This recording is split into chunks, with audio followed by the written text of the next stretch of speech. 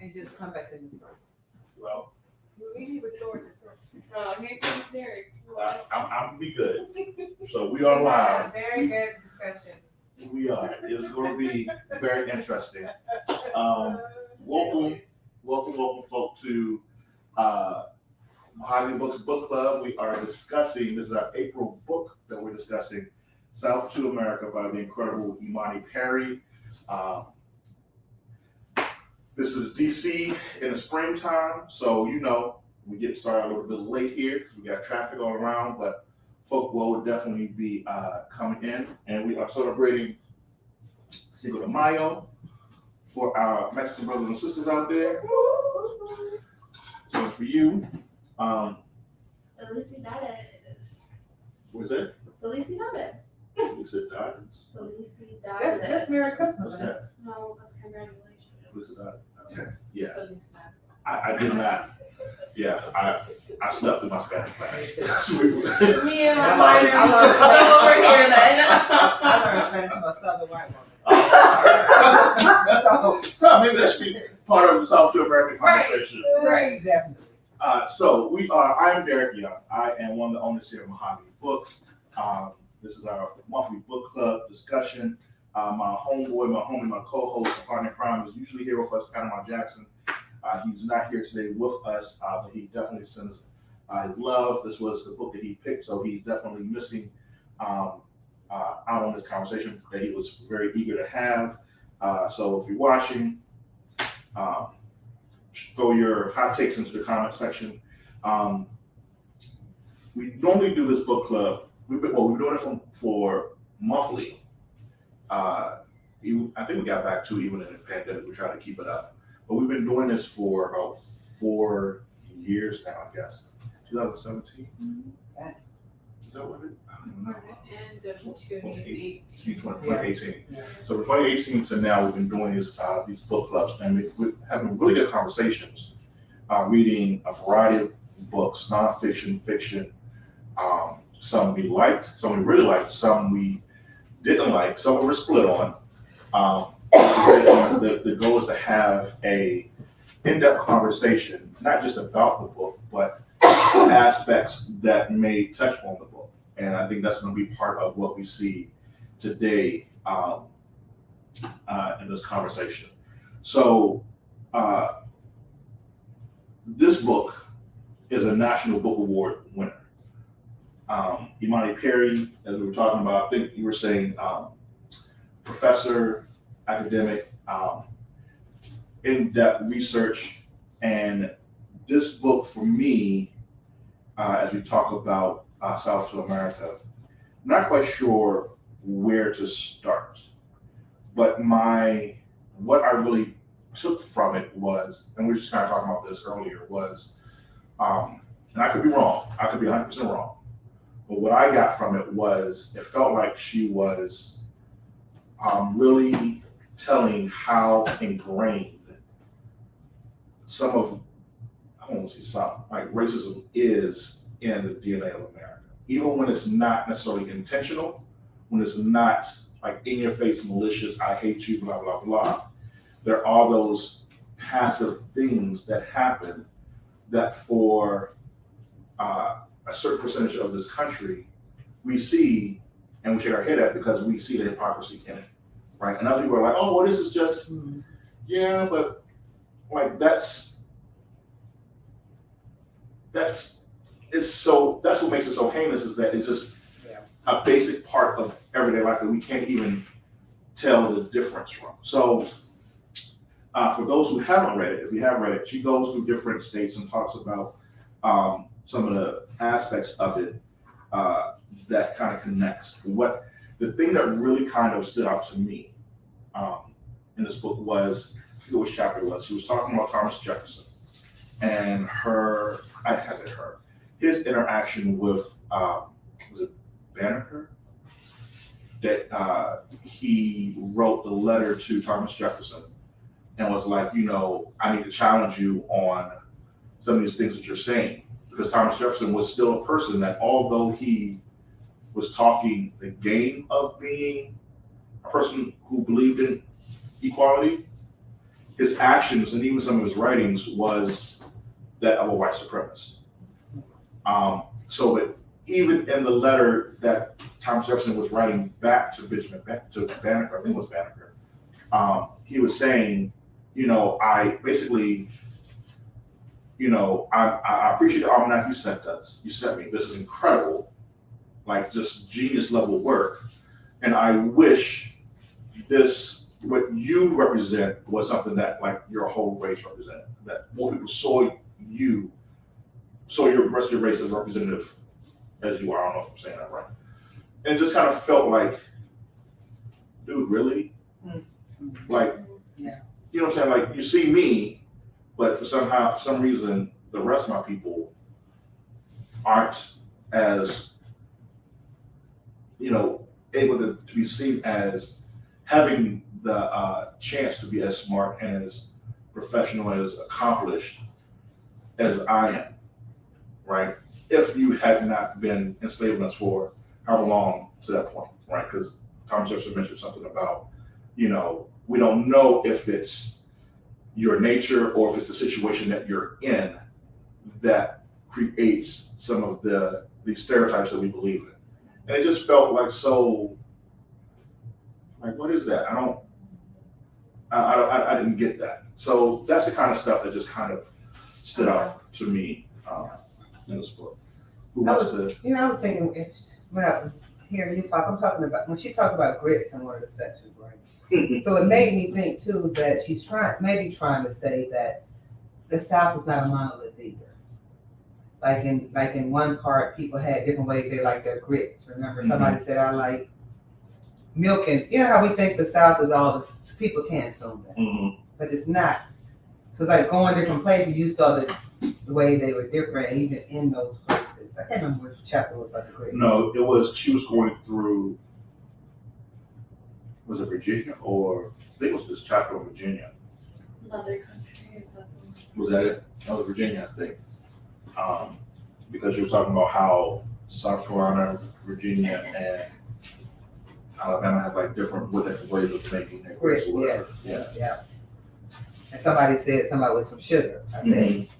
And she, My parents argue about that. My dad is from Arkansas and my mom is from North Carolina. And my dad being from Arkansas, he likes his grits really sweet. And my mom being from North Carolina, she likes hers with like butter and salt. And then so they argue about which is the correct way. that's this year.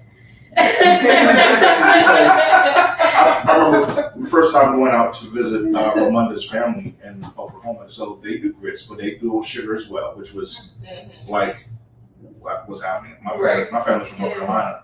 I'm not sure what's happening, but there is also another type of, it's not a grit, but I forget the name of it. That they eat. Type of corn. Yeah, and I was like corn. Yeah, I was like, what? I don't know. So you know what? I was like, I feel like I'm being rude, but I just don't understand what this is. Like, this just feels like wrong, and I would never consider Oklahoma to be a part of the South. Like, I don't see Oklahoma as. Tend to consider themselves Southern, the ones I've met. Are you serious? I've never and when I was saying like she would say like I'm a country girl, but it never really Me felt. either. I never thought about Oklahoma as the South. Yeah. Even DC, I think is interesting, that chapter on DC. Mm-hmm. I don't see DC as South at all. But when you're from Alabama and places, everywhere is North. Like North Carolina is North when you're from Alabama. I just don't see DC as the South. I see it as Southern. That's all. I think it's Southern, but it doesn't feel like the South. Southern city, but I don't think it's the same as being the South. Leave your comments. Is DC the South or not? Well, so being from South, I got a smile across my face. I'm thinking like Baltimore. So like Baltimore seems more South to me than She said something DC. about Baltimore being Southern in the book. Yeah, and that was a very interesting. Like when I was at Boone State, it never really registered with me. Like being from DC, being from a city, I saw myself as like a city boy. Yes. Right. That was my. But then I don't know what I was doing, but I was walking around campus, and it hit me like, oh, Rhode Island was part of the Confederacy. like it never really registered with me that, and it's below the Mason-Dixon line, that this place I lived all my life is technically in the South. And like, so we had a conversation before, like the difference between being from the South and being Southern, right? And I know Panama was, we had that conversation before, because I never considered myself to be from the South. Me either. Right? I mean, I live here now, I don't think it's the South. Mm-hmm. And I think, did she have a term for it? I think she called it an urban South or something like that. Yes, and I had never heard that urban South. Yeah, I think that was the term that she used, which fit better. I think that was her point though, like, everyone wants to say, oh, when we think of the South, it's all Confederate flags and like this certain kind of country racist persona, and that's what she was trying to get at. Like, it's different levels in each state of the same racism all across the board. Yeah. I was born here in DC, but we left when I was young to the South. So grew up in the South, we moved back to DC as an adult. So it's really interesting from that perspective. When I moved back here, my friends back in Tennessee were like, oh, you're in the big city now. You think you're all this.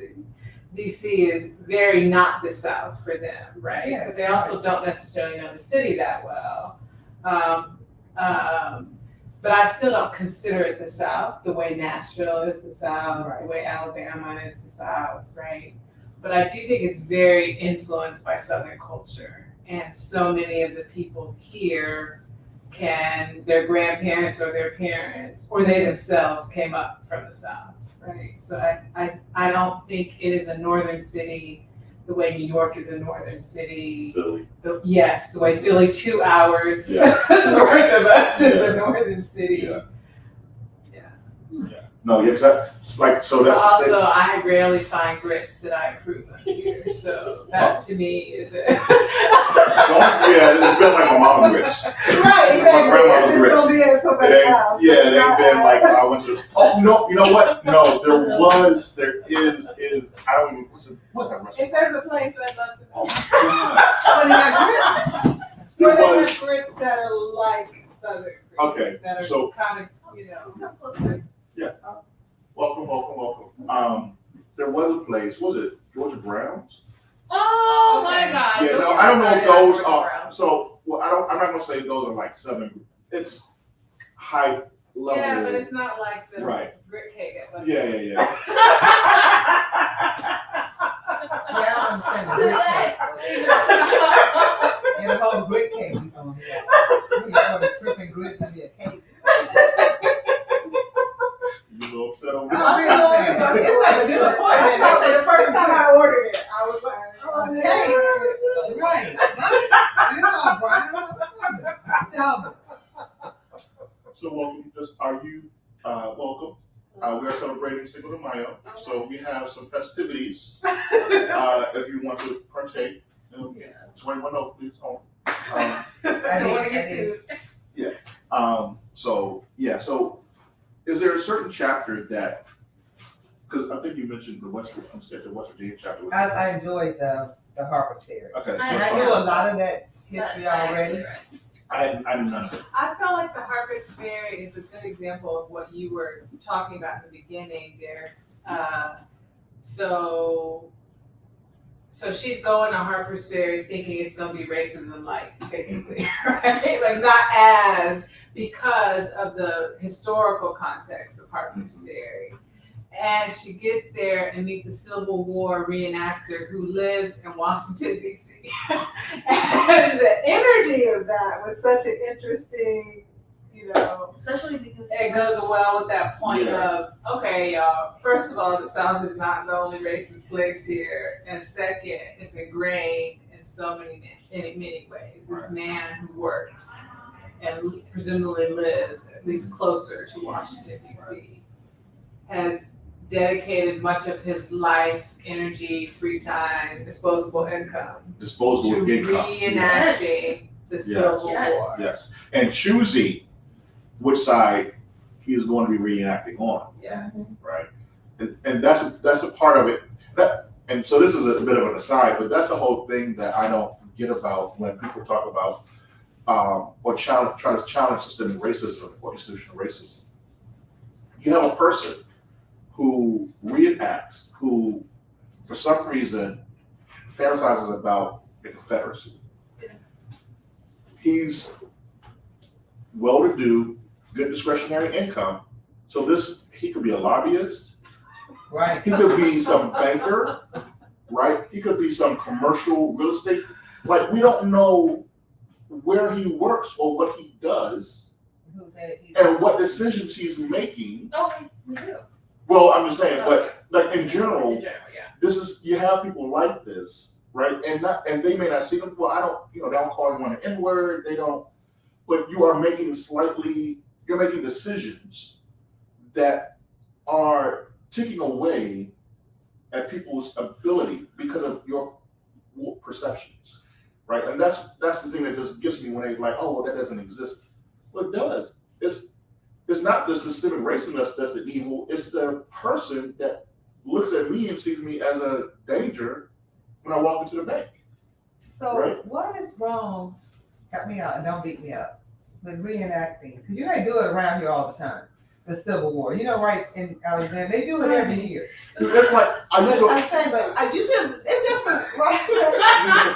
I'm like, baby, I just got so used to racism. I'm like, it's just normal. It happens so much. It happens so much. I'm like, even in Clint's book, he talks about it's a fantasy of it. But the thing, I think, my thing about it, are they just more infatuated with war? Like, if you go and cycle down and be, like, I cycle down Virginia, all those wars. And people just be fascinated about cycling and going in those war areas. What? It's history. Yes. It's more. But they don't do the French Revolution like that, right? Like they don't do. I do think part of it is the choice of what war is reenacted by volumes more than any other war. Why is it so significant? Yes. But I also think. I think it's the war that is chosen. Right. But I also think it's what you have to believe about America and about people in order for that to be your bag. In order for that to be your hobby, then I think you have to at least indirectly believe certain things about the U.S. Like, how could you reenact the Civil War all the time and not to some degree believe that the South should rise again? This very popular term. You know what I mean? How can you reenact that and say that it's just about your pride and your family's heritage, but I don't know how you divorce what they were fighting for entirely from your pride that's associated with it. So I feel like indirectly, maybe they're not going to call Derek the N-word when he walks into the store, but they're not going to see him in his full humanity, and they need to believe that a war that costs Black people so much is worth reenacting to this degree, right? It's the sympathy. Yeah, part. I don't get why you sympathize, because like it's what person is reenacting World War II as a Nazi sympathizer, right? Right. Who is really, I'm going to dress up as a Nazi and reenact this war, right? And if someone did it, it would be no one would have any qualms with saying that person is anti-Semite, right? Yeah. They would have no problem with that. But if a white person from America dresses up as a Confederate to reenact the Civil War, oh, well, it's just about pride and heritage. I see that. There's you're doing a huge leap. There's a big pressing that you're doing there to try to. So I don't get that part. So granted, she had the conversation with him, which was awesome, right? And she was able to ask a question, not scare him off, not to kind of get into what could be her emotional response to that, but to really genuinely try to understand, the mindset behind that.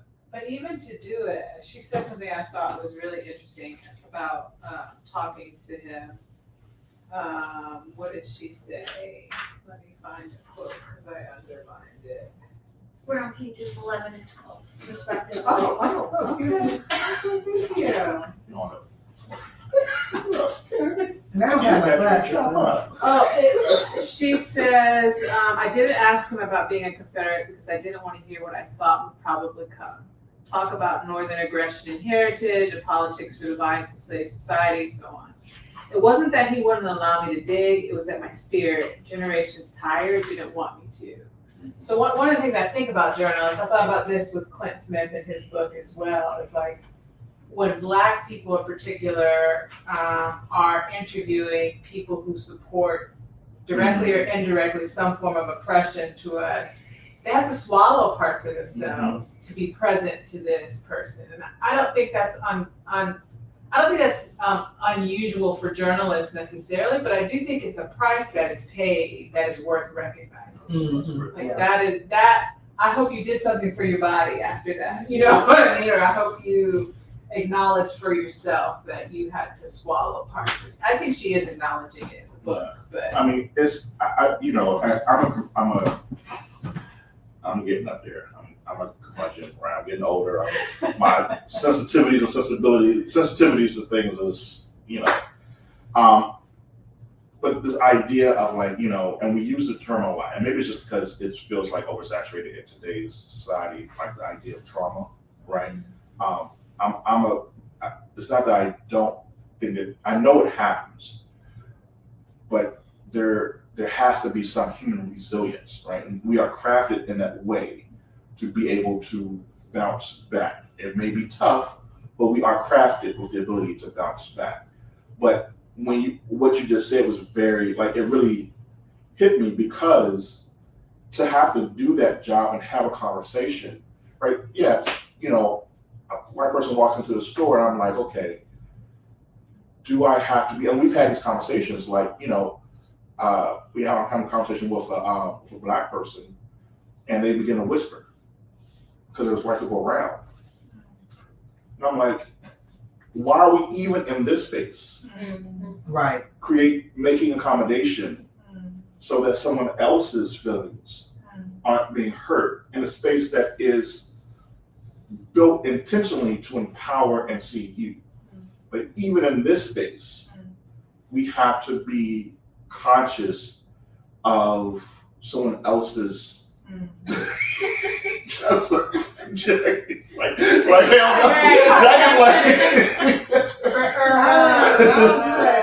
no.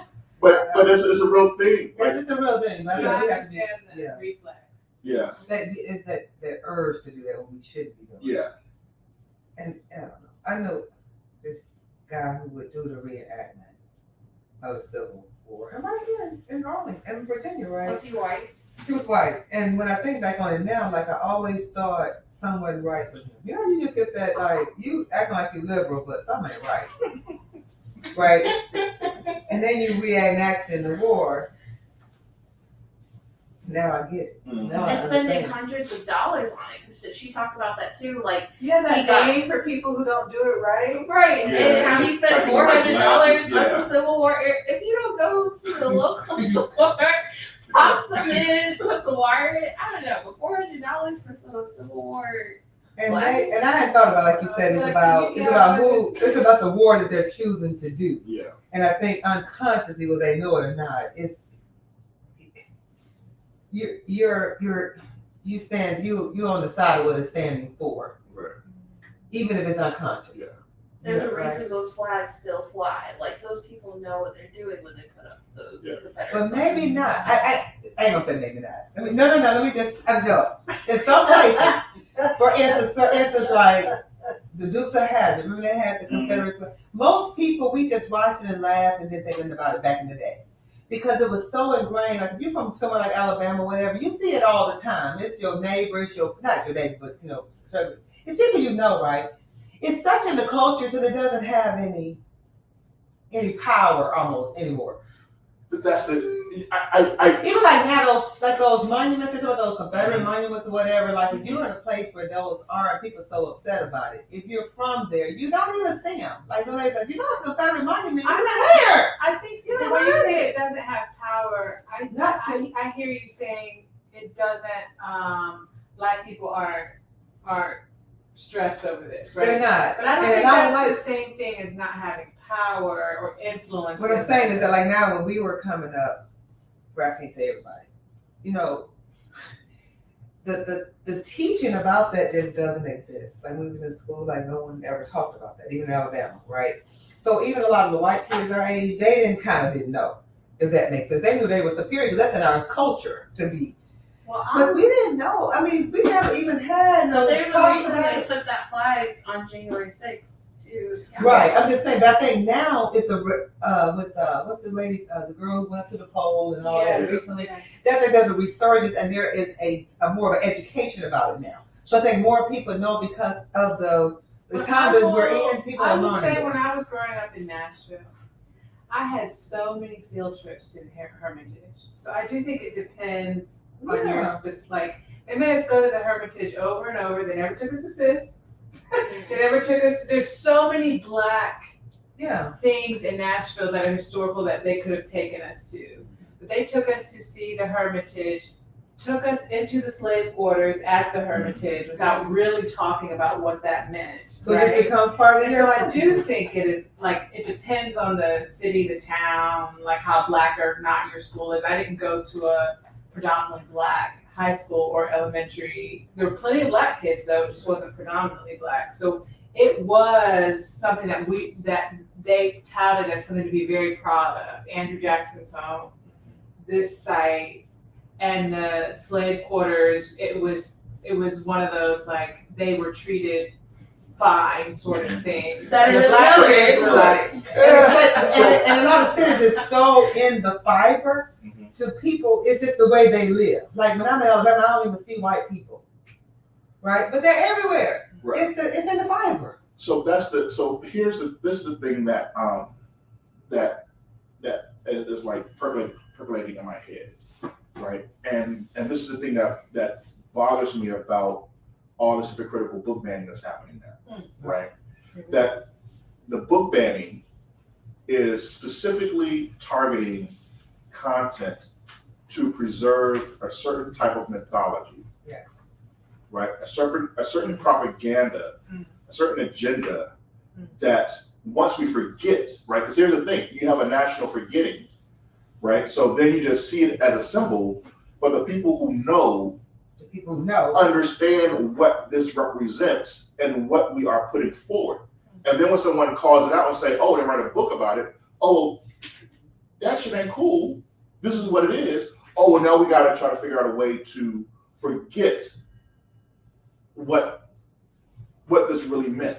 Oh, now we have to argue over no, these states had secession papers that were specifically calling out, we believe white people are superior to Black folk. Period. It's our prerogative to own people as human cattle, right? These are in their secession papers. They want to act like it ain't there, but it is, right? So the idea, so even for this guy my father couldn't stand this to happen. I used to watch as a kid. Me too. And then my father found out I was watching it, and I remember I came home one day, and he didn't say it to me, he said it to my mom.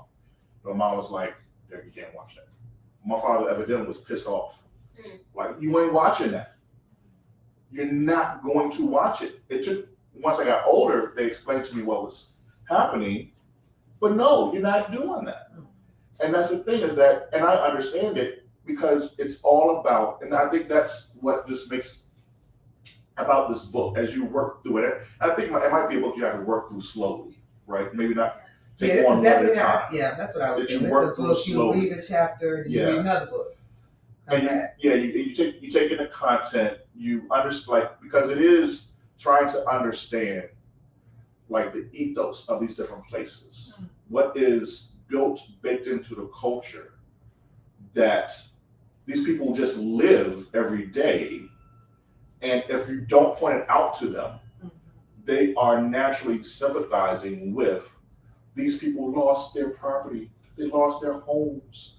We had so much pride in just being Southern and our genteel, you was whipping people, what did he say, they was whipping a person till the pants came off? Like, what was that general or something they was talking about in here? Like, That was, yeah, like in front of all these men, you're gonna whip a woman till she's half naked for some. They talked about too, I think it was Thomas Jefferson's cousin, nephew, somebody. Yes, I know. Who that story? That story was evil. What was that? It was I think it was his nephew, and there were two of them. They were brothers. Yeah. Right, and so he ordered, he had just beat very severely this one woman, and he ordered the black man to take salt brine and rub it into her wounds, and that was like when he had enough. But There was another one where they beat a slave so badly, and then had another slave cut up the slave and then in the fire. And then it wouldn't But stay. the fire wouldn't, the fire wouldn't stay. And then there were Our earthquakes. ancestors were. Oh, yeah, That was a good yeah. one. That was a good one. That was, I forgot. It was about so that. Yeah, So they tried it out. earthquake So they is tried to burning. burn it, and it wouldn't burn. So then they tried to bury it, but it kept getting unearthed because there were like a succession of these weird earthquakes that just kept happening. And a And dog they couldn't brought run the away from it. soul of the Yeah. person back Yeah. to I the. love our ancestors. Do you know what I'm saying? Right, that was a Yeah, they all been killed, but I mean, so the research is there, right? She's doing research. I think it takes. I think there's a certain way that you have to intake the content here. Yeah. there's a lot of research here. I want to just, this is like a book that would have taken me ever to write. Yes, I agree. It probably took her a very long time to write. That's- just yeah, to that's get what I'm thinking, all of just the these good research. facts. But I think that's a good point too. I don't think this book is meant to be read in like one sitting I don't think or so a few either. sittings. I feel like you have to take it piece by piece and maybe even region by region, right? Mhm. Like she's going origin stories, which is like DMV-ish area. Then she goes a little further, Alabama, Georgia, North Carolina, all those Bible Belt places. And then she goes even further, like Florida, Louisiana and stuff. So I feel like if there's a book club that maybe you guys take like each three of these different parts and tackle it together, it would feel like you absorbed more, like you got, okay, this is I the agree. point. I agree. And now we've read all this in these three different big groups, and now that we have all the pieces, we can see where the conclusion's coming from. We know why That's this. so at my job, we read the 1619 project, but we took almost a year to do it. Yes. Because we took one article a month Mhm. from and really, that was the right way to do it for us Mhm. because we wanted to, it's a multiracial team. And so we wanted to have time to really digest it, a piece at a time. And then when we would meet to talk about it, we would do affinity groups and come together. So we would do some of both. And this seems like a book that would be served well in that sort of, Yes. maybe not one chapter, but maybe two or three Or a whole chapters at a section. time. Yeah. A section at a time, yeah. I like that idea a lot. What I found interesting was, in the beginning, and she tried to. I want to make sure the floor is open. Okay. I'm just taking it over. Okay. So we're just like, so everyone who's watching, hopefully you can hear us. We're just we're jumping around right now, just going from one point to the next. But the thing that, as we're now kind of talking more specifically about the structure of the book, the content, what I felt was interesting, and I think it was a very intentional, where she wasn't trying to, which is, I guess, maybe the journalistic, academic way of approaching it, right? More clinical, trying not to cast aspersions on people, right? I'm not trying to say, point a finger at you, and you are a bad person. I was really trying to tell legit facts, like identify instances that if you are honest with yourself, like if you look at it, it does not, the shape of it is off, right? And I felt like because she mentioned that in the beginning, and she talked about it with the guy from West Virginia, she talked about like the founding of the country. She's like, even if you don't believe, right, it's here, right? Like I have my belief, but if you don't believe that, there's still certain information that as we walk through it, it's kind of hard. Like you have to be very intentional not to see it, right? You have to will yourself not to see it, or just to ignore it because it doesn't serve you, you know, in your purpose. So, Jackie, I want to ask you about the Alabama chapter. What do you think? Was it? Did it feel connected? Because you're like a proud Alabama. I'm a proud Alabama. It felt pretty connected. You know, when she went to the story about the flotilla, you know, I'm very close to that and dear.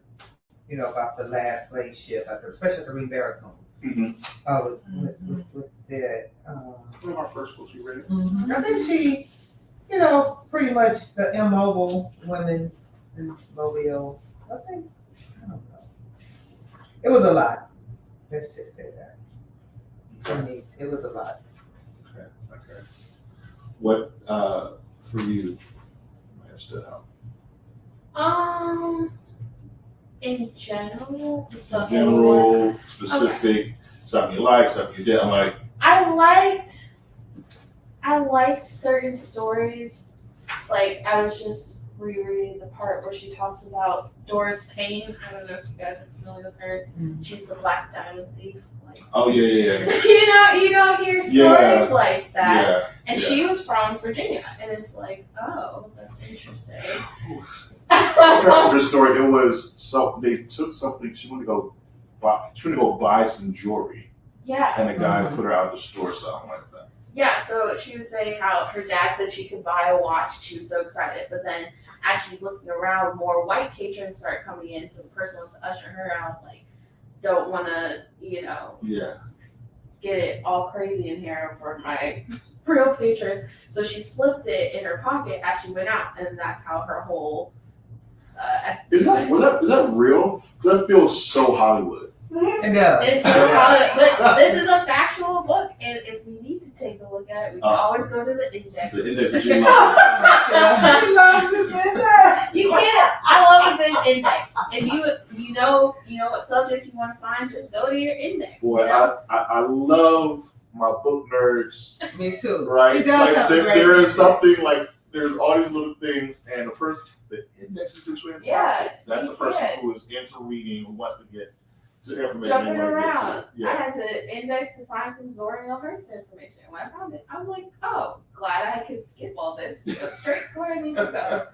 Thanks to the index. But yeah, I liked certain stories that she told of the people that I didn't know. Like I didn't know about Harper's Ferry because that's not something they teach us. And I originally grew up in Midwest in Ohio, and then I moved back to where my mom is from in North Carolina. So obviously the teaching of the Civil War was very, very different in those kinds of things. But I liked the certain little snippets of facts. I just felt like it was a lot of moving pieces of facts and not so much a main idea that I felt like I could grasp to as I was reading it. But I feel like as a little bit of a history nerd, I kind of liked going through the journey she went through. I liked going through with her as she went to these different places, feeling like I was on the journey too, visiting it, trying to retrace the steps of my ancestors and figure out how do we move forward from here because we're still dealing with a lot of the same stuff. I think she said that in the beginning where she was like, whatever letter John Brown and the people at Harper's Ferry, whatever issue they're having, we're still dealing with like today. It's crazy that the same words he used could be used today. So. But I think the main, like you said in Mobile, that the South is so varying that it just seems endless. So it's just not a variation in the South. It's not one thing. It's a lot of things. Like she said, Mobile is different from Birmingham, and then Show it. is it? I think so. You know, I'm that's a very emphatic. Emphatic. Yes. Yeah. Need a little context. Yes. I'm like, please. I've been to Alabama maybe once or twice. Right. So I feel like Huntsville at the top. That's different. And Birmingham Birmingham in the middle and Mobile deep down at the bottom are all very different cities. It's still Alabama, right? But so I lived in Huntsville for a while with my family. I've never lived in Birmingham, but I've been there plenty of times, know people from Birmingham. And then I dated a guy who lived in Mobile for 3 years and was down there all the time. And so for me, Huntsville is really defined by this huge scientific community, a lot of it. NASA is there, and that just really has a strong impact on the culture of the city. Birmingham has a very strong civil rights history and all of these monuments and all of these, all throughout Alabama that exists, but that is very defining for Birmingham, I feel like. And then Mobile has more of the coastal culture because it's so close to the water to me. Still Alabama, but I do feel like being that close to the water and being, Mobile is closer to New Orleans than it is to Birmingham, for example. Yeah. And much closer to Florida than any other place in any other larger city in. And then you also think about how Alabama, these bigger cities in Alabama are actually still small cities for anywhere in the north or anywhere else. But in Alabama, they're big cities. And so it's just an interesting. Yeah, I hadn't thought about that because Mobile feels more like, it's like Mobile feels like New Orleans. Yes. Like the downtown Mobile is like New Orleans, just not busy. Yes. And it's on the go. Yes. And like you said, when you go to Birmingham, whatever, they're more industry. Yes, the way people eat is more, it does have more of a coastal feeling. And people are into seafoods, they're into a lot of fish and that type of thing in Mobile, even black folks. And like you said, Birmingham is a little bit different, it's more industrial, it feels to me. Yes. And then Huntsville is more, it's educated, I would say. Yes. I would say, you know, a lot of, not educated, but a lot of, there's some intellectual. It's not as many. It doesn't mean other people aren't smart. It just means the culture of the city. And like Mobile, like I hadn't thought of it. There's more of a water. Yeah, and to me, black folks water like water areas are more relaxed in some ways, and the culture is different. So that's why I said show.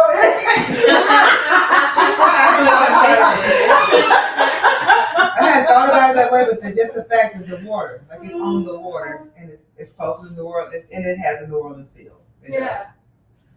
So when I was dating this person, I wasn't thinking that I would move to Mobile long term because I like being in DC in a large city.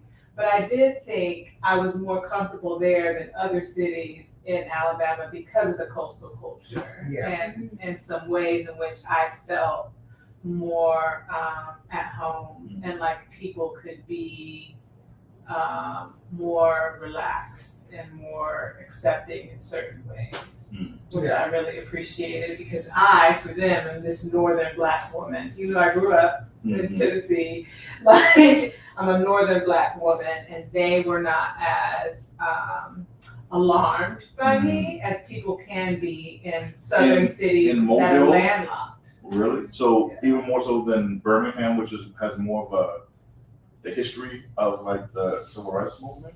Because so is Nashville though, but Nashville, respect and love to my people if you're out there, but they again can see the North, and for them, DC is very much the North. It's kind of threatening, or you're just these bougie black folks who think you're better than everybody, and this sort of thing. And if people thought that in Mobile, they never conveyed it to me.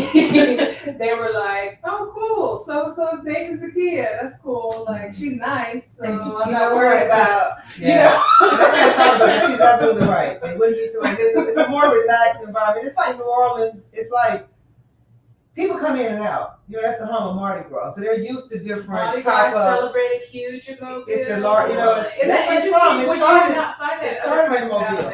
Yes, it started. So that's the culture. People are more happy. They're whenever she comes in town, they love the whole. Yeah. Because they're doing the same thing. I mean, I don't know what we're gonna do. It's not about the They close at 7:00. So what I'm going to do to get done by 7:00.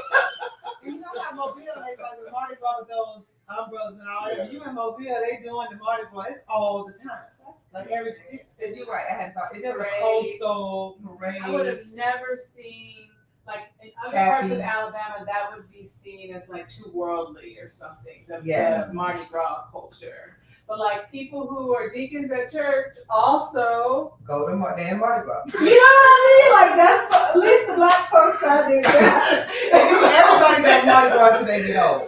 And it's it's part of the culture. And people are happy. with It's it. like casual beads. Yeah. But when I grew up in Tennessee, the beads were like a sign of drunkenness and immoral living. Yeah, and all of Mobile that is stuff. coastal. You're right. It's more like a New Orleans than a Birmingham.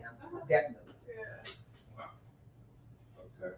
Yeah, thank you for that. I had thought about it. I'm not different, but she's Respect right. to Mobile. She's right. It's definitely. And that's interesting that you were saying that people in Alabama view DC as the North. Yeah, definitely. And Tennessee, for sure. People like, you live up north. And Yeah. I thought I lived up north till this guy recently from New York or somewhere was like, I moved down here to DC to the south. He said, I moved whatever. I was like, everybody in the room was like, what are you talking about? He said, I moved down south to DC. We were like, You little offended? yeah, we know what he was talking about. Like, what you? And it's interesting because distance-wise, from Mobile to Nashville, it's like 9 or 10 hours, Yeah. so it's really far. And so from Mobile to DC, it's not that much further, but it's still seen as like this. It's a whole different, you know. Even people who live in this area, guys, just notice that. I got folks who live in Maryland and DC who see DC as a busy city that they don't ever go to, the parking. And they're like 10 minutes away, 15. Like, you know, the parking. I see it in DC. And they live right around here. They see it as this major urban city that I can't park, I'm scared and I'm nervous. And there's people that's right around here. And I be like, I got some friends that go to brunch in Virginia. I'm like, why we can't go to a restaurant in DC? Oh, the parking. Oh, I don't like driving in DC. Oh, Lord. And there's people right here. And they be the main problem why I got my road rage now on the Parkway or 295. So They these people scared even to here drive. see this as this more northern city than what it is. When I first moved here, I had some friends in Nashville who were gonna maybe come visit me. I didn't have a car when I moved here. I didn't want one. And she was like, "But you're gonna have to come pick me up." I said, "How am I gonna?" Right. I said, I'll get an Uber for you. No, I don't do public transportation. You don't use the metro? Oh, certainly not. You're not gonna Uber even but in the South you always have your car. People pick you up. yeah. Yes. People pick you up. Why would you not pick someone up from the airport, even if the airport was an hour away?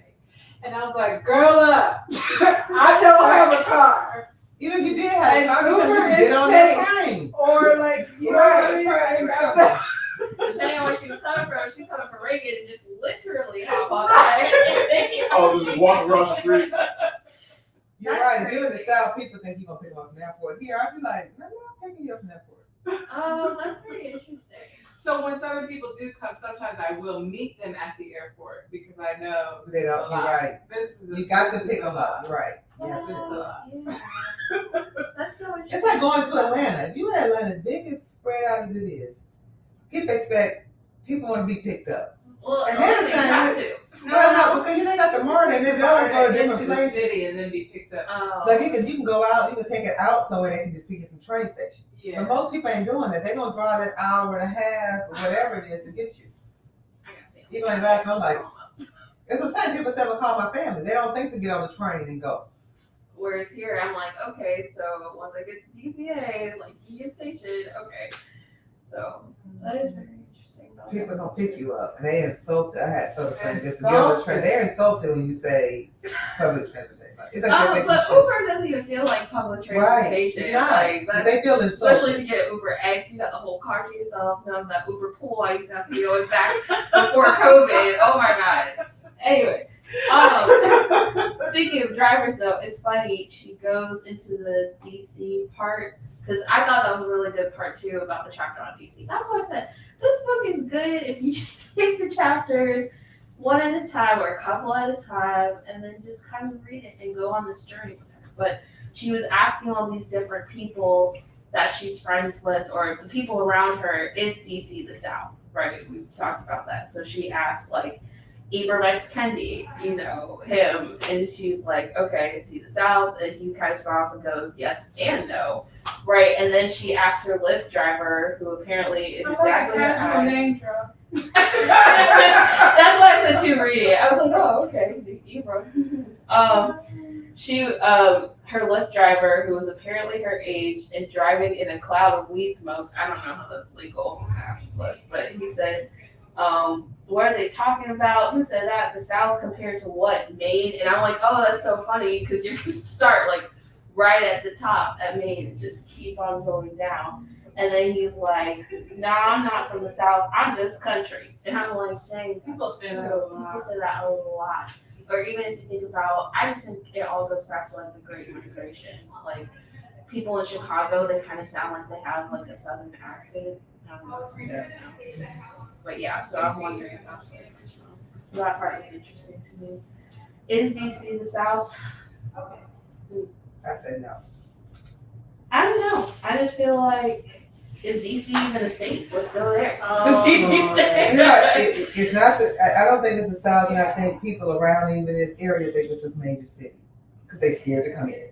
I don't even know that's a major city. Maybe just based on how, and she talked about that too. Like it's not really, it's like a major city, but it's not really. You It's understand, like it is, but it's political not. city. But it's like so. But people are like scared to come into the city, like the traffic. I don't like to drive. Like it just ain't. all that to Everything's a me. major city. It's just not a huge city. Because it says a major city, it's a small. Yeah. I can see if you were in New York and you were overwhelmed. Yes, They see- that makes sense. It's, you can ride. We cycle the whole perimeter of DC. But you know, but going back to Alabama, I had a friend who moved to Nashville and was very stressed when she first moved to Nashville. She grew up in Tuskegee. She never had to drive on the interstate, ever. Where? Really? In Tuskegee. Right. And so moving to Nashville, you have to drive on the interstate sometimes. And so it really overwhelmed her, the number of cars and needing to drive on the interstate. And so I think, again, if you live in a larger city, you're going to be on the interstate sometimes, right? And so I think people who don't want to deal with DC traffic, some of that is about literally getting over lanes of traffic on the interstate and how that can be intimidating if you're used to Tuskegee traffic, whatever that is, or if you're used to not needing to navigate so many people at one time. Yeah. I lived in Grand Rapids, Michigan for a couple of years, which is country. But I met people who had never been to Chicago and had lived there their whole life. Blew my mind because Wow. Chicago is Right. 3 hours, or the train, or there's like it's an easy drive. You don't go at 5 o'clock on Friday, right? But Right. it's not a difficult drive. And some folks just didn't want to be in the city. Right. Felt intimidated, overwhelmed. Some of it I think was racism. But it's like, but Chicago has something for everybody. Yeah. There's, it's not. Cities, I'm finding, I think it's interesting. Cities are intimidating for a lot of people. Like I think DC is very accessible, but I live here. I don't ever have a trouble parking in it, even around never, because I expect to leave in time to drive around a little bit. You see what I'm saying? That's what I do. So when people are overwhelmed by cities, even New York doesn't overwhelm me. It just doesn't. So I'm just saying, is it the South? I would say no, but is it intimidating for people? Yes. And is the racism still engraved? Yes. Yes. Yeah. That's the point. It's different deposits of racism, but it's still there. I want to say something. Uh-oh. No, I just had a realization. So I'm because I wanted to after the DC conference, I wanted to move us to the North Carolina chapter, and I was just like breezing through trying to find point in the chapter that really stood out to me. But as I'm like scanning it, I was feeling some of the I can't remember who said it, made a comment about something that felt like it was kind of jumpy, right? The story, and it hit me that so I wanted, as in terms of how the book was structured.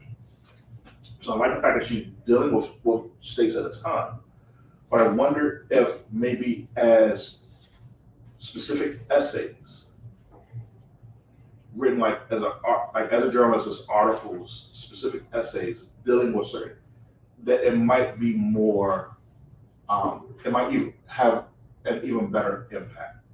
Because I like just trying to scan to get to the place I wanted to kind of, I felt like I'm not getting there.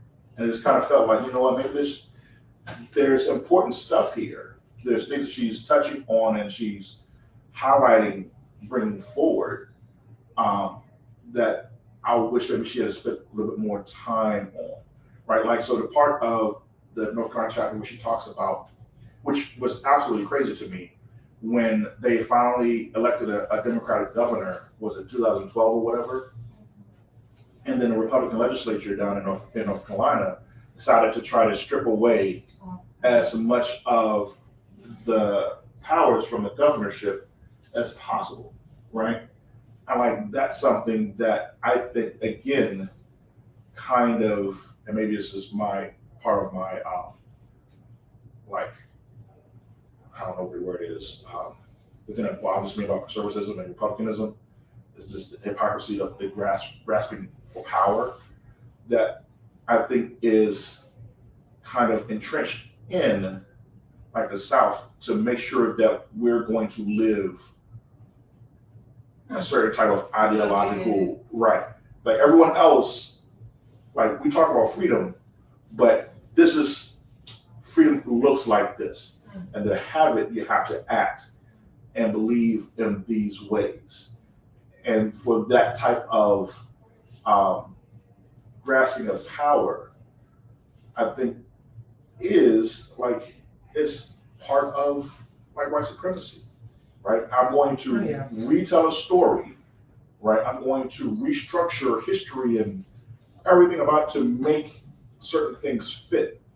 And like, so it just kind of, as I was sitting there just glancing through, I was like, man, that would be somewhere I wish she had spent more time on.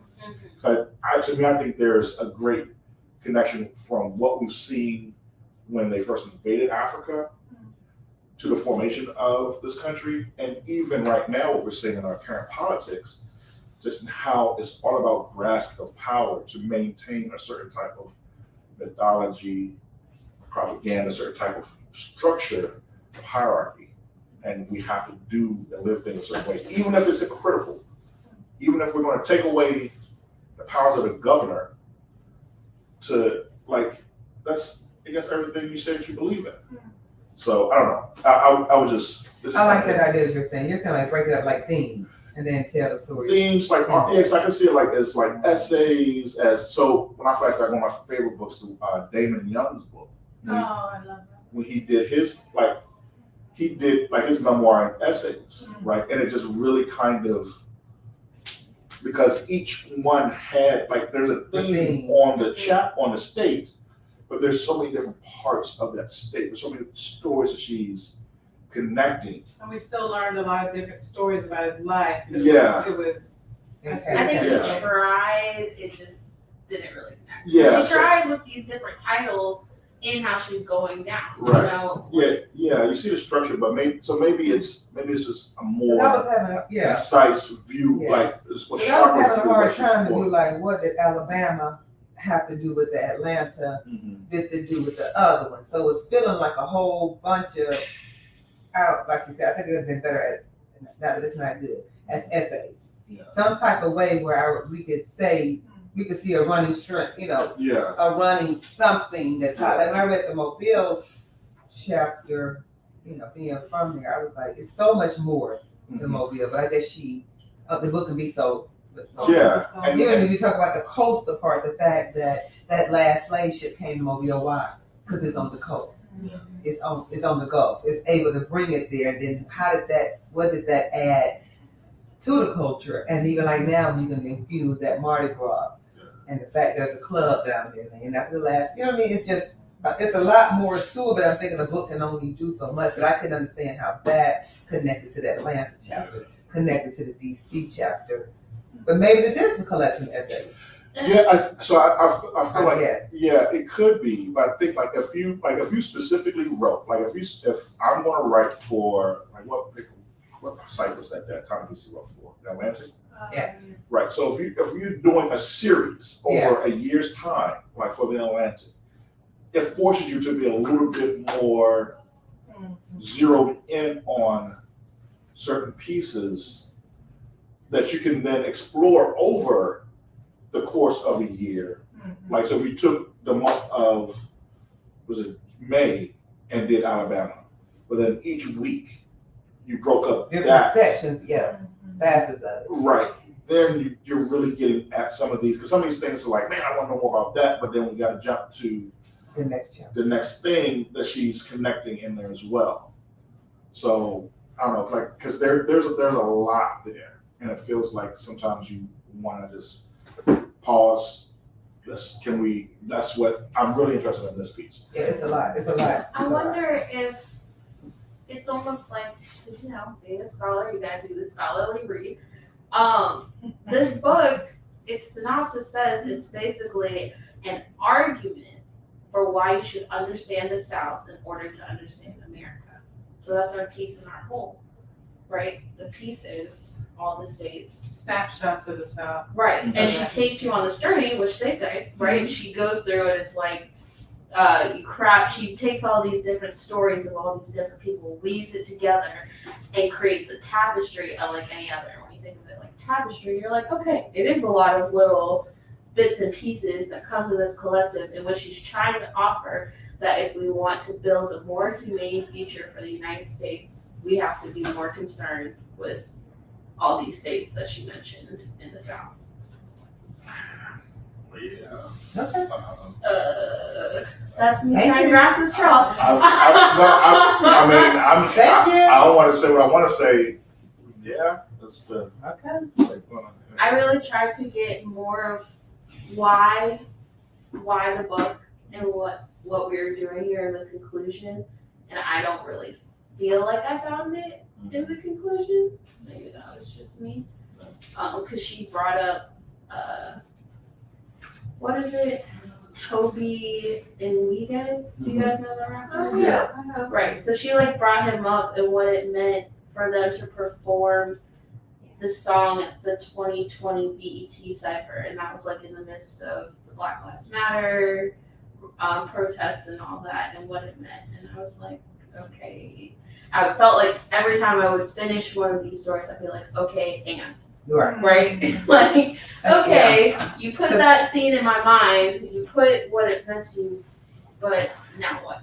Like that Mobile chapter, the way it ended, I was like, more. Like it ended like But now I wonder, how do white folks who read this book, the Southern of the. well, they're reading it? Because we're saying, okay, and like we're getting this information, and I wonder, do they feel like they're informed? Are they getting a call to action? What would be the call to action? I don't know. I'm That's why thinking I'm about the intersection of academic and journalists. That's a really interesting intersection. Because I think academics can more often tell us the why, but journalists often are trying not to tell us what's next. They're trying to plant seeds for us to make a conclusion on our own. So I wonder if some of what we're experiencing is this intersection where she's trying to weave something, but then maybe the journalistic side of her is like, okay, the rest is on you. Oh, that's a good point. Yeah, I think there's a, I can see that. I feel like there's so much, right? And like it takes as a craftsperson to really kind of pull all of it together. Because again, if you're like, because I agree, all right, the South has, I mean, if we just think about what was it, the Continental Congress, all of the concessions that the Northern colonies made to the South, just to create in its infancy, United States of America. There was so many concessions, and even then, the economic strength that the North built. New York, right, as a slave market, right? All these different things. There was Nicole Hannah Jones did it in this, talked about in the 1619 project documentary on Hulu. She talked about the growth of capitalism, right? How, like, the way that we use statistics, the way that we track inventory. These are concepts that were founded during slavery, and how they tracked people and how much cotton tobacco was being picked every day. Who was out, if they were sick, what was happening, these assets, or this person was born, that my assets, my bottom line has grown. Like, I don't see how a person can't see the connection, how slavery has integrated itself into every aspect of American society. Because, like, we just, even the way we do business now, right? The way, people get mad when I say it. I don't know if they get mad, but the way that the current system of work now, credit and all this stuff, is based on sharecropping,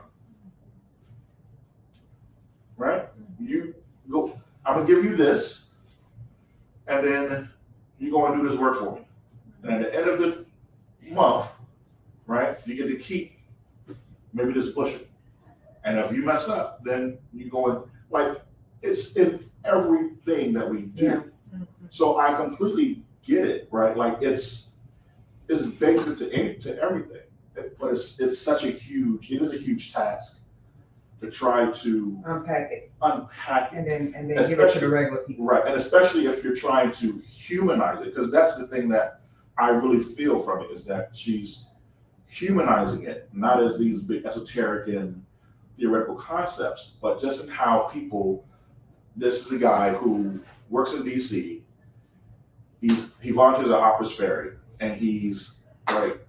These are just human stories, right? And we don't think it's connected, but this history touches each and every one of us, right? So it would be very interesting. Like, I wish we did have someone here from, another ethnicity to kind of talk through what their feelings, like their honest feelings of it were, because I think there's an understanding there that would be great to have.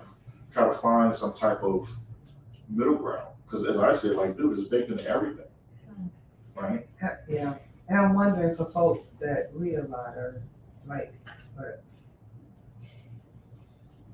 is that the missing piece for them? Because if you don't know and you read this, like you said, maybe you're learning about the grits and all that. But we kind of already know that, us, because we eat grits and we know. You see what I'm saying? So to me, that was interesting, but you could have gone more for us, because we kind of know the surface part, if that makes sense. Yes. Of a lot of this stuff. We know like with the tortilla, that's stuff that we kind of know. For me, I would like a little bit more. But if you, like you said, if somebody's is new to this, or another, white or something, this may be like, oh my God, I got some new stuff. So I guess it's about the reader, what they're bringing to this too. That reminds me of the question we all often ask, like, who's the target audience? Right. Yes. Right. And I don't know. So I have a question. Who is that? Knowing this is the National Book Award-winning book, who's the target audience? Who do you think? Well, I don't know. I'm just saying. I'm not gonna be silly and dated. I don't know if that's who she. I don't know if that's who she targeted, but that's who liked it. You see what I'm saying? I agree. I'm with you. I think right. You win the national, but wait a minute. Well, did he win the national? No, he won something. It wasn't a National Book Award. No, it was National Book Critics Circle. Okay, he didn't win the National Book Award. As of this point, no. But any questions we need to get on? I just want to say I'm still working through the book, but I did get all the way through Appalachia, and my takeaways from it were, well, first, the visuals that were coming to me were black lung because of the reference of coal. Mhm. And then also, I don't know whose show this was on, but I remember someone went to that particular area and saw a gym or something, and they were saying how like African Americans over here doing something. I can't remember what show it was, but that came to mind. Hearing about moonshine, that made me think about how I used to hear when I was younger. You might go blind if you drink it, or it may have bleach in it. Another thing was the ginseng hustle. That was something new to me. Hearing about how people, steal, and it made me think about how you hear about in the inner city people steal copper and go in abandoned houses and take out parts they can sell, for whatever they need.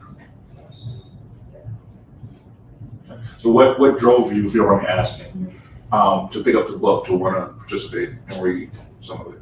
I would say the title, because I have a lot of family in the South, and I figured why not see what stories can be told in these regions, because I have family mostly concentrated from South Carolina as far as origins are concerned, South Carolina, Virginia, and my mom's side, I'll say this book, the title made me think about Betty Stowe, because that's a place you don't hear about a lot, and then you hear about Geechee culture and stuff like that, so that's why I was drawn to the title. Did you think you got what you wanted from it so far? Not yet, Okay. because it is a lot to take in. I'm an avid reader, and something like this I feel like requires a lot of concentration, because I was also reading another book as well at the same time, so I feel like, I'm still working through it, but I think so far it's a good read. I'm wondering if this is a book that has to be read using the Brianna method. Right? I'm wondering, like, if you just go to the index. Why do you say that? You know what, I hadn't thought about that. Like, now, if you want to know more about whatever, just go to the index and then you Because then you can pull out from there. See, I was trying to read it like a novel. So, I'm trying to read it like a novel, and this ain't a novel. I feel like it's the same like the 1619 project, right? Because that's a lot of different themes, right? They go from music to like the food to people, right? I think it's one of those books you should have for reference on your bookshelf, so you can dive further and maybe learn a little. Trying to learn about Tennessee today. Well, the thing about the 1619 project to me though, every one of those were like essays and they wrapped it up. Well, yeah. Like when they that's talked about fear, True. they did it and the person wrapped it right up. They gave you a lot of historic information in a good context, you can get it, and they wrapped it up. Right. Did you feel that? Like for every one of those ones, so for me, I can read that straight through because every essay was wrapped up in a book. Yeah, but I don't know. I And would she went still from put this on fear my to bookshelf. this. Oh, definitely. Oh, I was trying to look up over here, that's why I'm so quiet, the National Book Award criteria, but they're very vague about it. So that's Oh, shocking. They're very vague, and what it says, as far as how are they chosen, it's like they may arrive at these choices of who wins, right? Using whatever criteria they deem appropriate, as long as it doesn't conflict with official award guidelines. So the official award guidelines are very like vague too, like has to be an American writer who. So it depends on who the judges are that year and what they like. Basically. I mean, There's been award things that I've been a part of, and I shouldn't say this on TV. Say Like, they say you books, and then you gotta read the books. But I was like, I'm reading that book. So I was like, no. Might not be the best person for that. And they said So- they take titles. It ranges from 150 titles to upwards of 500 titles for nonfiction of submission and stuff. They're sifting through Yeah, to because get to these awards. it's hard to read all of those books. So you kind of make it when that's your job. right. Yeah, I'm saying you gotta Only make so much time in a day. because they give you 500 books, let's say it's a year. You can't do them. right, but it's not even a year. It's not a year. You have a short amount of It's time. not a year. Submissions are open now for anyone listening. Right. So you have to be like. So I think part of it, like I think there's parts that about entry is something is going to have to catch you about the book. And when you start, you get started, and it's like reading a resume, right? If you're hiring, if it doesn't catch you, What about those keywords? Yeah. Right. I'm moving on, right? So, yeah, like, so this is, this is different. I think, so we're like an hour, 15 minutes into the conversation. We've been touched on a variety of points. The thing that stands out to me most from the conversation so far is the cross-section of an academic and a journalist, right? Of how we're writing books to tell a certain kind, not to tell a story, but to uncover, right, certain kind of information. The approach, and we generally usually get into this kind of conversation when we at our book clubs, where we start talking about like, because it's not just about how good the writing was versus how good because the story can be bad, but it can be written very well, right? Or it can be written poorly, but have great like execution, or be written incredible but have bad execution, or like we go to conversation with the editor, who was a person who kind of helped to craft the book. And I really do feel like this is, like, for that question, is this a general public book? I don't think so. And not that it wasn't, like, it's not good enough for it to be that. I'm just wondering, like, people's interest and like discipline to stay engaged long enough to really uncover all the information, because there's a lot, right? So you got to kind of be willing to put in the work. It feels more like a textbook. It feels more like this is a book. Like I said, I'm gonna read over the course of a year with my study group, with my teammates or whatever, like we talked about, and we're going to go through it and break it down. I feel like, because there's so many pieces, and if you're not familiar, like I did not realize West Virginia was not part of the Confederacy. It was my Right. assumption. Yeah. Yes, That's that was good knowledge to know. Yeah, because I don't know why I had this idea of, oh, West Virginia is like this place that you stay away from. Yeah. Right? Oh, but it's split from Virginia because it was anti-slavery. Like, I had no idea, right? But it still has this conception in my head, this preconceived notion I have about West Virginia that, like, I don't know if I really want to go out there. So, and that requires unpacking, right? So if you're exploring that, Which like, is why it's hard as a quick read. Yes. Yeah. Yes. So I don't know. That's my pull on it. So I would be kind of interested in seeing how you guys, like, if it's a re-envisioning of the book, like, or maybe it would be, if we got to do this, we got to get started and start doing our study groups, right? Like, I really want to just take, instead of just a month, take maybe 2 or 3 months and read over a book and Digest it along the way. yeah, because maybe there's other articles and stuff that goes along with it, really kind of help contextualize and like really kind of beef it up to like, oh man, just it changes the way that you even receive the information. I think and as I think about like who would I recommend for, I think that's the way I would recommend it for groups of at least 2. Don't have to be a lot, but people who are going to read it together and take their time to digest it to get the strongest value out of it. Or it could also, like the Brianna way, as you mentioned, be a reference. We want to trademark. People who are studying in general history, the South, who are studying the history of racism in America, all of that kind of stuff, that take this as a strong reference. You probably still don't want to try to read it as a novel, but if you're keying in on Tennessee, there's a good chapter in here on Nashville. If you're keying in on the coastal regions of the South, read about Mobile and New Orleans, that sort of thing. Yeah, I would definitely say, scholarly group, as a study group. Or just like your academic friends, your scholarly friends who are into learning out about this stuff. This is a good Black history book for sure. That take your puts time. us in the focal, right?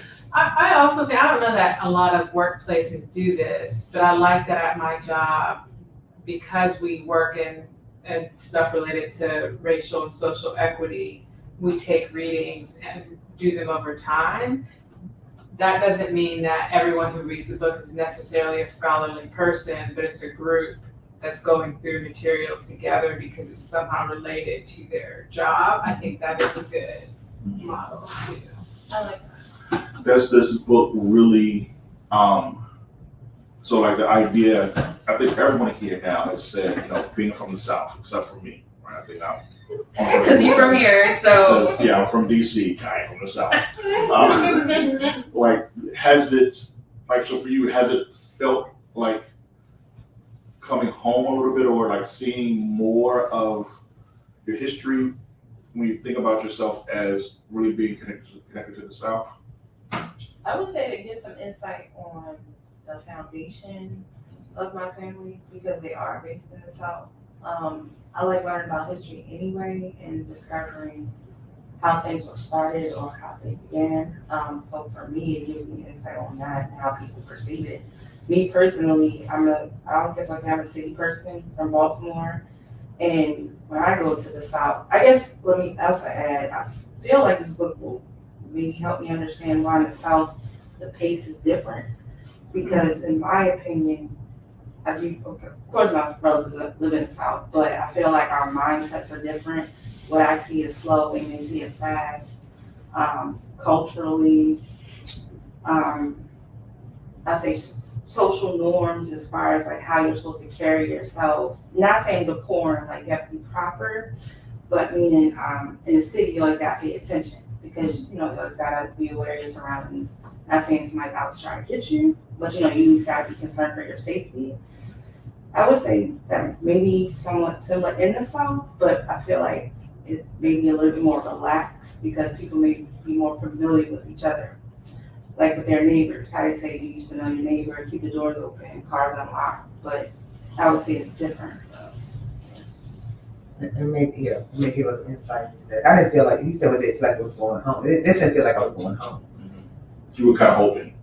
I felt like you were really kind of I did. I read this thing, I'm going to get that book that explains it. This wasn't coming home for me. This was more like, it felt like scholarly and somebody from the outside. It almost, you know what it felt like? Oh, like somebody from the white side. As if somebody white was coming in to write about Mobile. As if somebody white was coming in to write about with the part she wrote about Savannah. It felt very impersonal to me. As if somebody was circling around and writing like a white person. That's what it felt like to me. So it didn't feel like home. It felt more like clinical. Yeah. Yes, clinical. Is that the journalism aspect though? But she's not a journalist. Imani doesn't have a journalism background. She's a straight scholar. Yeah, professor of African American Studies. She's always done that. All her books I have said been on. journalist because she referenced it in the book. Yeah, but she's never been a journalist. She's straight been an academic. Far as I know, because remember she used to write a lot of books about hip hop. That was her first book. And she did the and like now I think all of these books she's written lately are like new to putting things out to the world. I think a lot of her books have been scholarly, like it used to be more about hip hop and stuff like that, and they were straight, almost scholarly. So the first book because I think you came here and did a conversation with us, like I think with our first year that we opened. And it was the book, what is the woman's name? Yeah, Lorraine Hansberry. Yes. Finding Lorraine. Yes. So and that's more scholarly, what do you say? Research and But I think she tried to, they try to put it out to the masses. But even that Finding Lorraine Hansberry, that is scholarly in nature. And even like this feels scholarly, like somebody is carefully doing it, not that they're in the mix, they're scholarly talking about it. And I think that's what she does. That's who she is. You're But I not think criticizing it. no, yeah, right. And I think they're trying to market it like this is a book for everybody. But it's not that it's not for everybody, but it's got that, like, fine Lorraine Hansberry. I read another one of her books. What was it?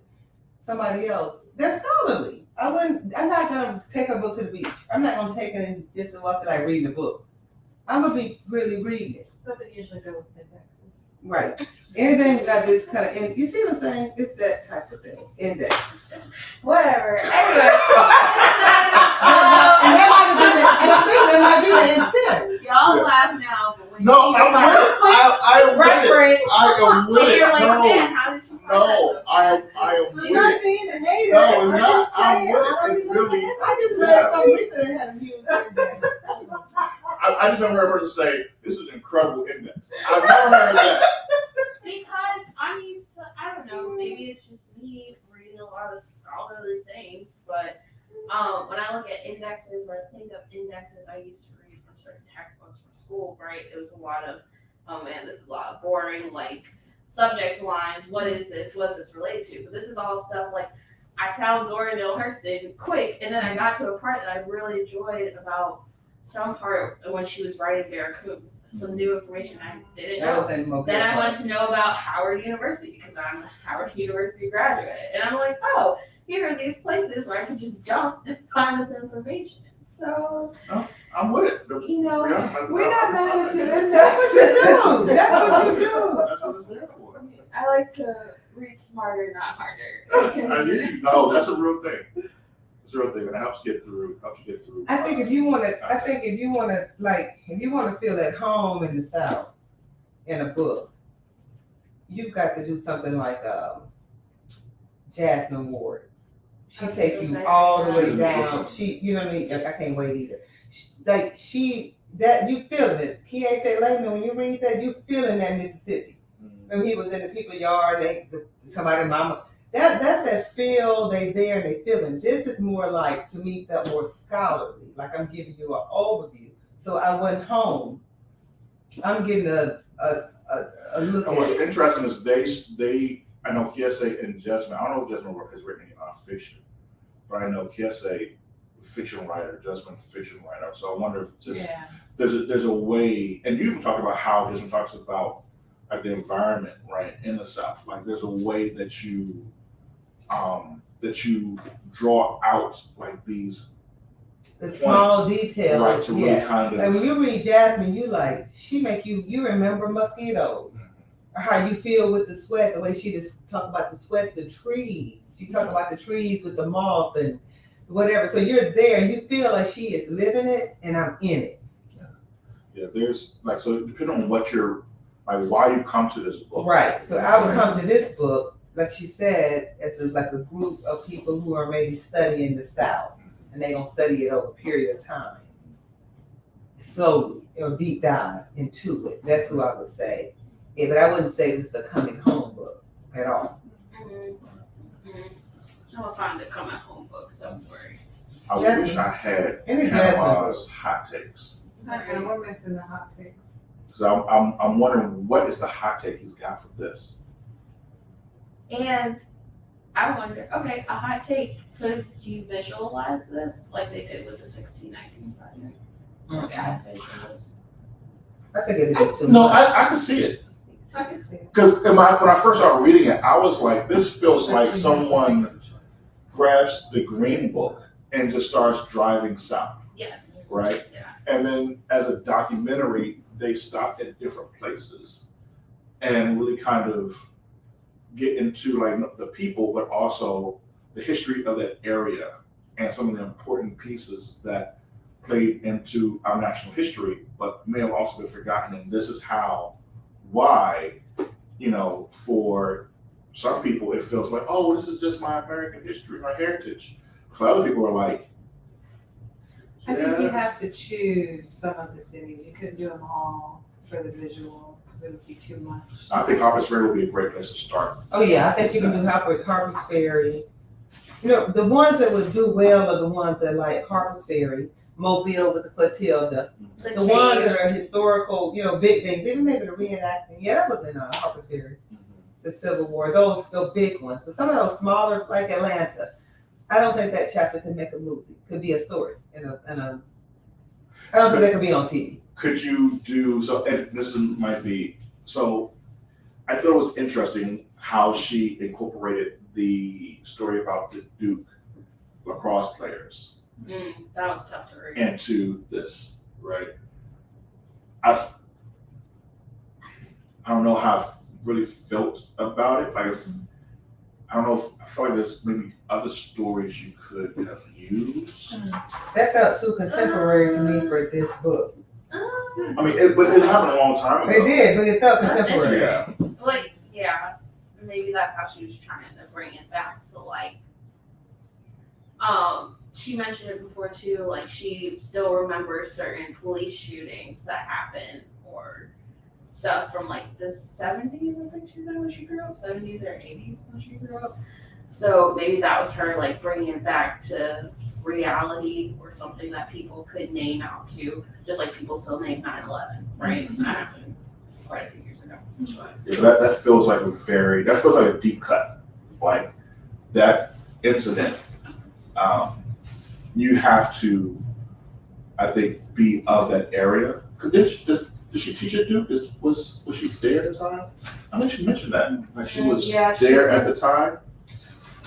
Yeah, I'm trying to find it now. Yeah, I think that's what she was mentioning. 120, it's on 128. She had an index word. Mhm. Right, I didn't Y'all go there, tripping. but Y'all flipping the sheet. No, see, y'all tripping.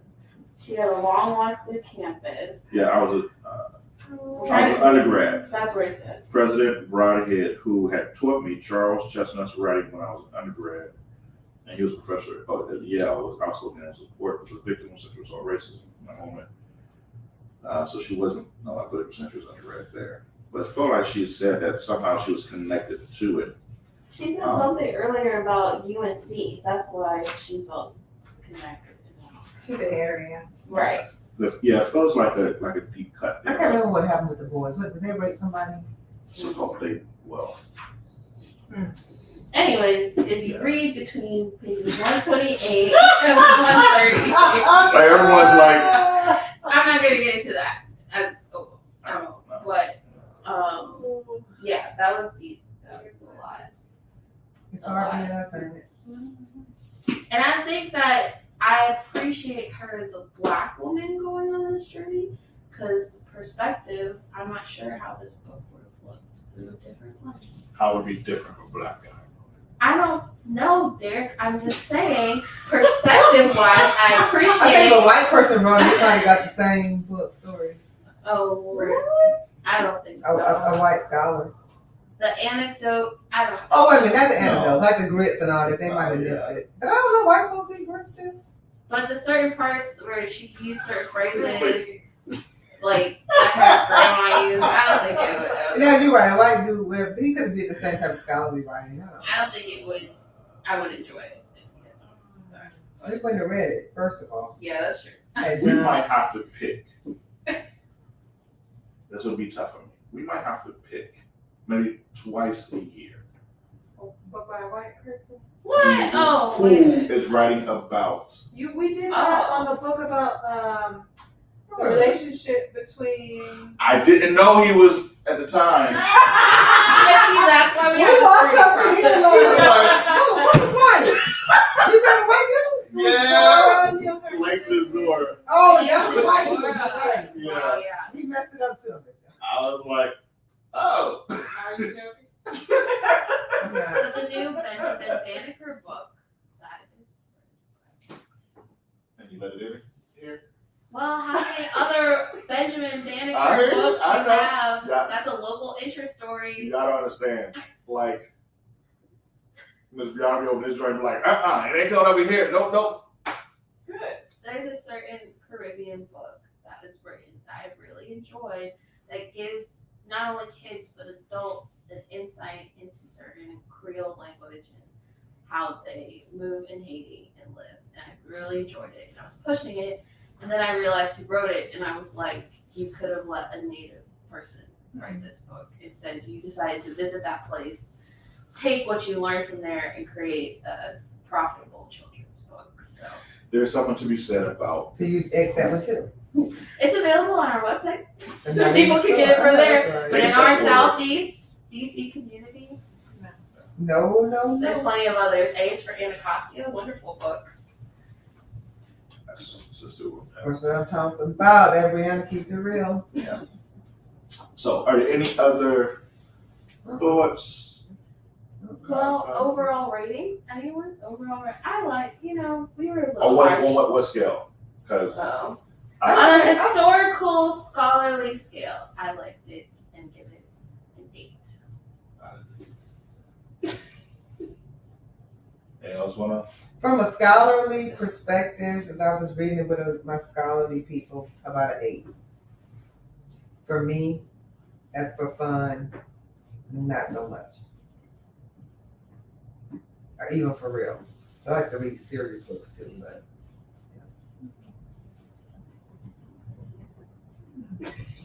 No ratings. I'm not sure.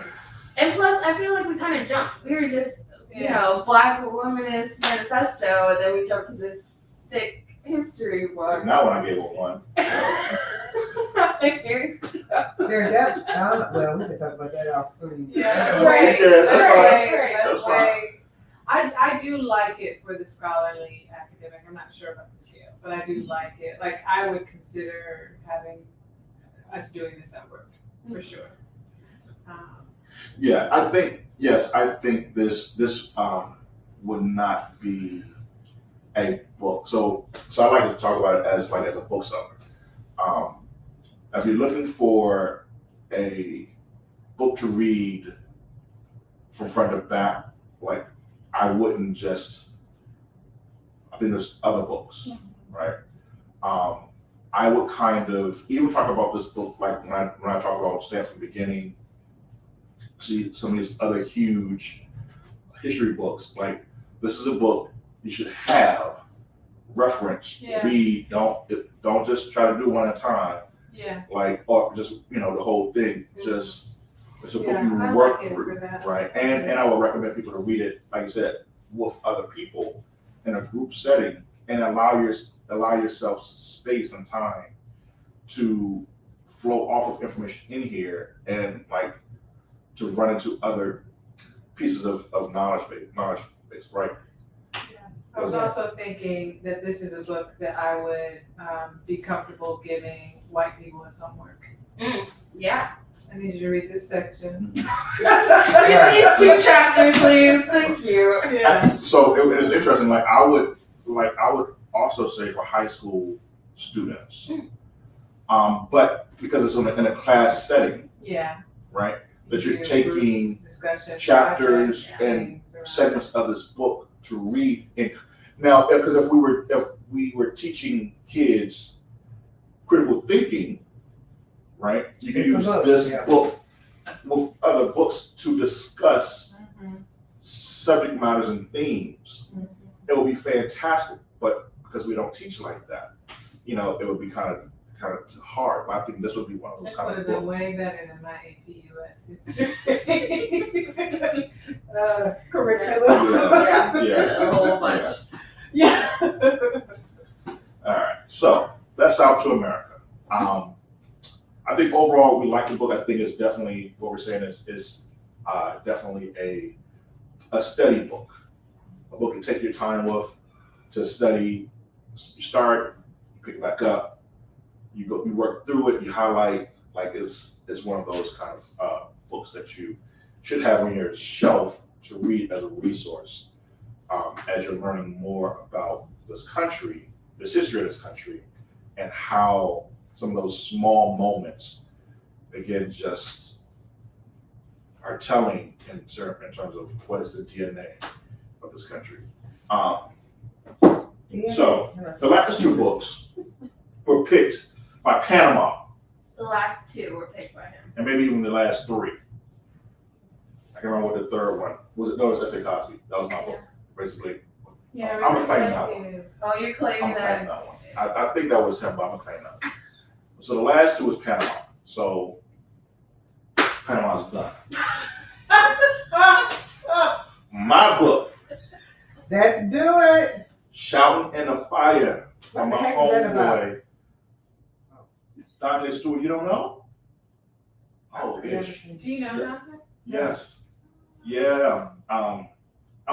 So we're going to launch our podcast. He's one of the first people I'm going to do. And That's cool. we're going to have I'm going to have a conversation with him. He won. So this book, like he's like a junior pastor or something like that at his church or whatever. Local? No, he's, I want to say South Carolina. I said North Carolina. I think. Yeah, because he went and played college boy at Clemson.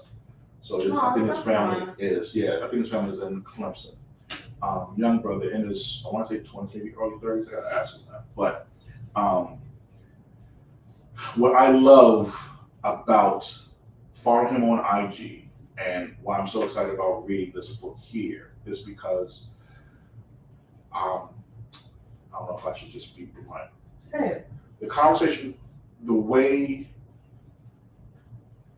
some people use Christianity as a weapon, Mhm. right, to take away their freedoms and their choices, yet they live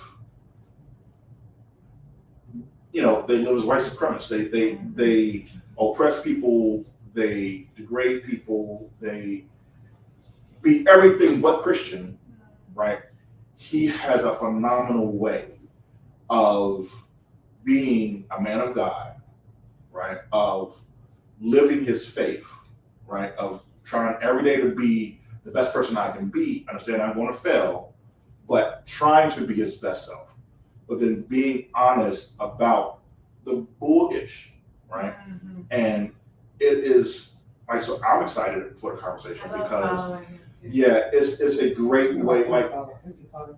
yeah, I think it's going to be, it's not long, as you can see, but I think it's going to be a lot of content there, right? And it's not to bash anyone's belief system, right? Their faith. It's to call into question, like if this is what you really believe, then you have to live it.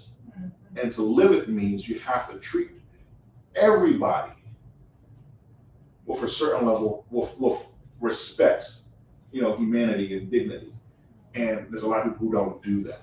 And I love it because the dude is just, like he just say I love it, right? It's fantastic. And I love to see a young black guy like that, because sometimes we get those stereotypes of black men, right? He's a father, he's a husband, he's a Christian, right? And we don't always, and he's him, he's authentic, right? And we don't always allow, like we give like people like that a certain kind of right of how they can act, right? And I love it that he's breaking that, because there's other young guys who are trying to figure out, how do I live as that kind of person? But that's not who I am. Like the person you're showing me in the Steve Harvey suit and the sweating and like, that's not who I am, right? Like I still like to listen to Jay-Z, like J. Cole. I want to hang out and celebrate Cinco de Mayo with my tequila or whatever. I think it makes Christianity and faith more approachable. We have people like him who are we put at the forefront as being a human versus being like this model of what you can never really become, because eventually we always find out he's acting up, right?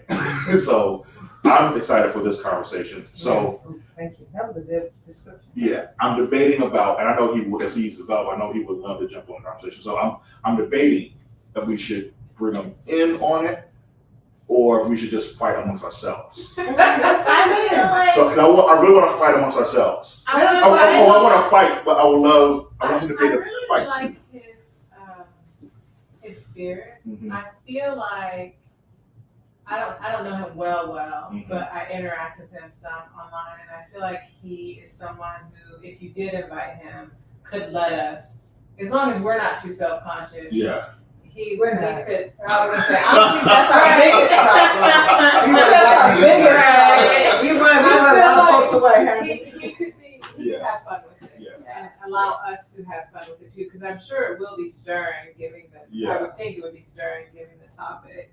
Yeah. I feel But I like how he leans into these various aspects of his identity as well. So I'm excited to read the book too. Like he leans into what it means to be a father, and is he raising his son to be fully human?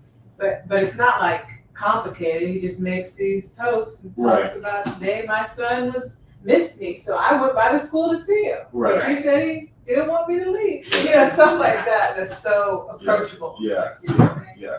There's something about just, we got to start being more authentic. Yeah, Authentically that's the human, word I was thinking. and stop trying to be pretentious or how being a perfect person, which if you're a believer, we know you're not. So just let's stop and just try to be our best selves every day and give us grace. Give yourself grace, not people grace when they fall or mess up. Like that's what I love about it. So that's our May book, and we will have that conversation June 2nd. And I'm gonna be in town. June 2nd, back here, and we're going to keep our friends that we brought in here as well. We're going to get back to our pre-pandemic way of doing things. We had a lot of people, 2 months ago, remember? It was crazy. Yeah. I think part of that, It's grad season, traveling season. Yeah. And the weather was nice today. I think the book has something. Maybe a thick history book. It's okay. But I think this was a tougher read for some, right? Which is cool, right? But I think because I don't know if there's a lot to fight about on this book, right? I think not that we may disagree with them, but I think there's going to be a lot of subjects where we can just have at it, which is part of the fun of a book club. So remember, whether you are in one chapter or the whole thing, come on down. Come on down. all right. So thank you all. We appreciate you hanging out with us. I'm gonna hang out and finish up some festivities. And Take care. remember, Black Books Matter. Black Books Matter. Yeah, It's on there, right? Did y'all enter? It's okay. When I get my own TV show, you guys can say you remember You see it a how little she bit. keeps